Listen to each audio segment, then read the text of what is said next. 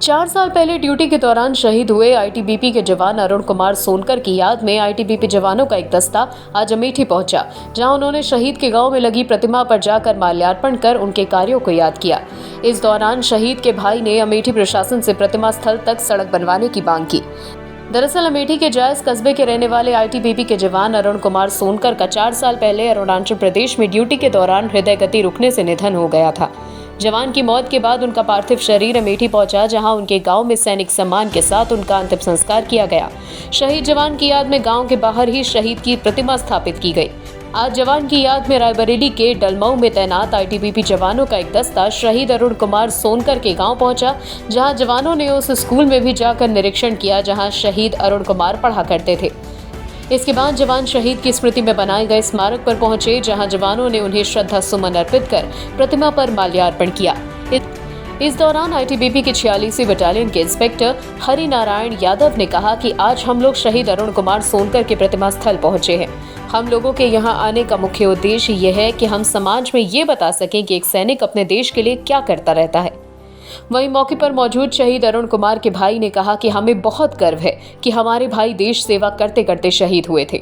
भाई की शहादत के बाद उसके याद में स्मृति स्थल बनवाया गया, लेकिन इस स्मृति स्थल तक पहुंचने का कोई रास्ता नहीं है।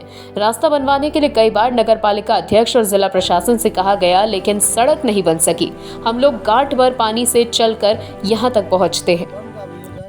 सभासदों में नगर पालिका जायज का जी और बड़े गर्व के साथ कहना पड़ता है कि हमारे भाई जो शहीद हुए हैं वो यही अरुण कुमार सोनकर जी हैं। जायस नगर पालिका लगती है, ये जिला अमेठी में पड़ता है।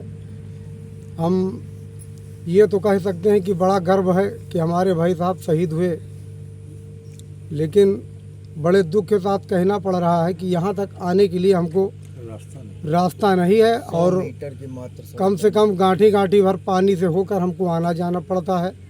आज हमारे भाई के डिपार्टमेंट से आईटीबीपी के कुछ जवान यहाँ पे उनके सम्मान के लिए आए हैं। वो भी बेचारे इसी तरीके से आए हैं, किसी तरीके से ये वो समझते हैं या मैं समझता हूँ।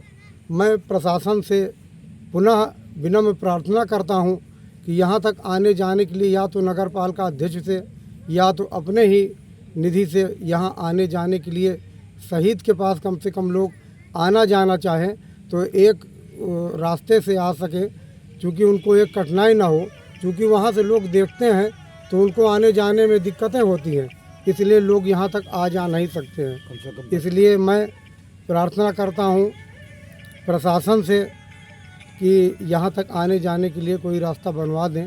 बस सिर्फ आने जाने के लिए, मुझे रहने की बात नहीं है, सिर्फ आने जाने के लिए कोई भी आए तो कम से कम शहीद का कम से कम सम्मान कर सके, शहीद तक पहुंच सके। सर आपका पूरा परिचय क्या है? मैं इंस्पेक्टर हरि नारायण यादव जी 46 बटालियन डलमऊ रायबरेली से यहाँ आए हैं।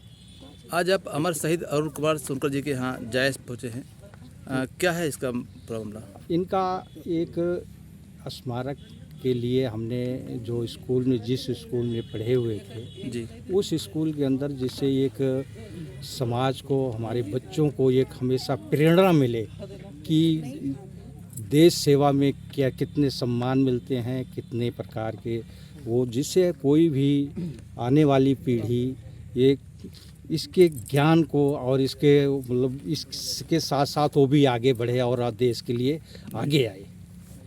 मेन मकसद यही है हमारे लोगों का जी कि तो ये शहीद याद करते रहें जी। आने वाली पीढ़ी याद करेगी और फिर उस पर वो कार्य करेगी। तो अरुण कुमार शहीद जी का यहाँ पे स्मारक बनेगा क्या? नहीं, उसके बारे में देख रहे हैं, जगह मिल जाएगी और वहाँ पर होगा तो ज़रूर कोशिश की जाएगी। अब सरकारी कार्य कितने दिन होता है, कोशिश यही है। अमेठी से नाउ 44 के लिए राजेश सोनी की रिपोर्ट।